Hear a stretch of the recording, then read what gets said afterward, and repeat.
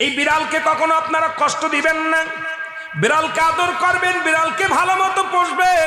বিড়াল যদি কোনো জাতির জন্য দোয়া করে, কোনো গৃহস্থর জন্য দোয়া করে, ওই সংসারের মধ্যে উন্নতি শুরু হয়ে যায়। ওই সংসারের মধ্যে আর এক নাম্বার হলো, যে ঘরে বিড়াল থাকে সেই ঘরে জিন আসতে পারে না, জিন বাস করতে পারে না। আর একটা ঘোষণা শুনে নেন, নবীজি বলে গেছেন, যে ঘরের মধ্যে বিড়াল ছানা বাস করে ওই ঘরের মধ্যে জিন জাতি প্রবেশ করতে পারে না। তাহলে ছোট ছোট মাসুম বাচ্চাগুলো যে ঘরের মধ্যে থাকে, মুসলমান অনেক সময় জিনের আশ্রয় পড়ে যায়, অনেক সময় জিনে আসর করে, ওই ঘরের মধ্যে জিনে আসর করে।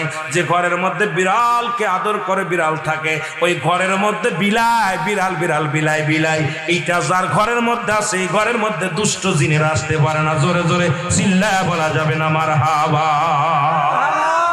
একবার নবী সুলাইমান আলাইহিস সালাম শুনতে পাইলেন পাশের বাড়িতে একটা কুকুরকে কষ্ট দিয়ে বিষ